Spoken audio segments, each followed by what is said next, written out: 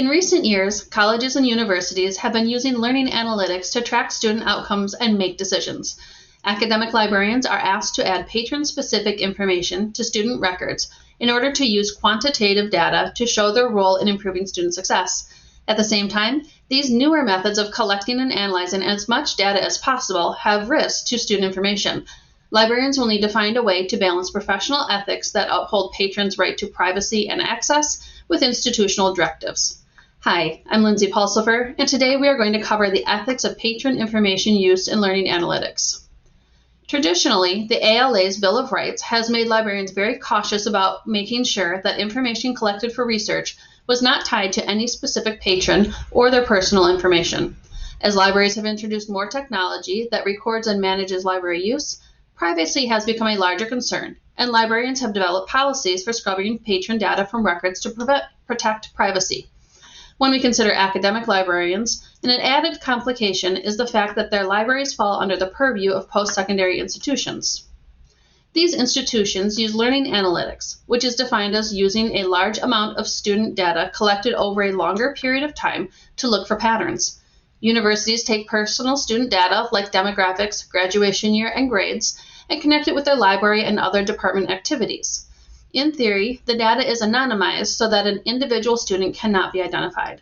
While the intent behind this is applaudable, there are ethical concerns that the academic librarians must consider. The challenge arises when you consider how many different codes of conduct are in play in the academic setting.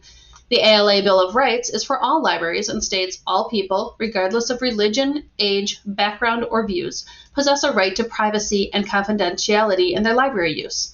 Add to that RUSA, which backs up the ALA Bill of Rights, specifically where academic reference librarians are concerned.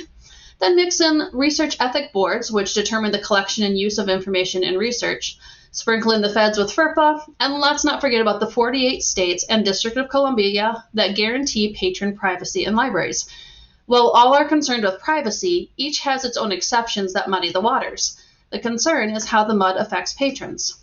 When colleges and universities use the loopholes in codes of conduct to pressure librarians into giving up patron data, it puts all students at risk, with an increased impact on students that are already at a disadvantage.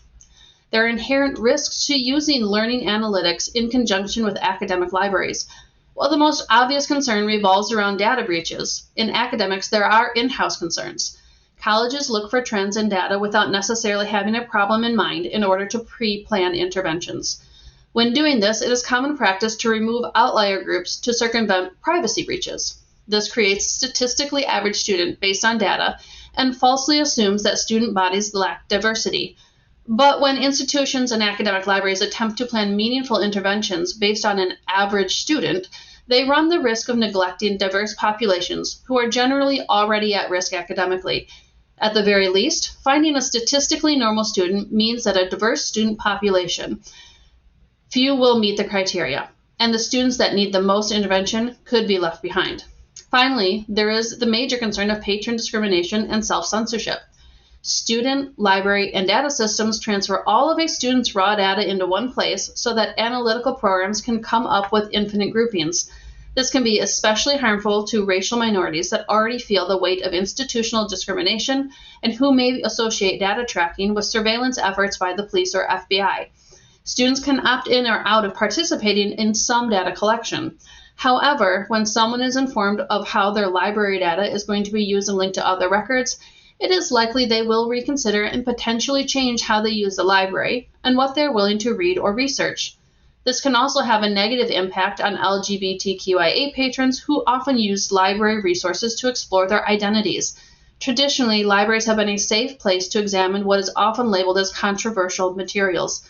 Librarians must consider that in trying to help students, by participating in learning analytics, they may set patrons up to self-censor out of fear of judgment by outside parties. The use of learning analytics in academic libraries is not going to go away soon. In fact, it is likely to continue to spread to other areas of academics and other types of libraries. The directives to merge data with other departments will cause ethical conflict, so academic librarians will need to find a way to manage data that balances outcomes for student success with ethical considerations and a patron's right to privacy. Thank you for listening to my presentation.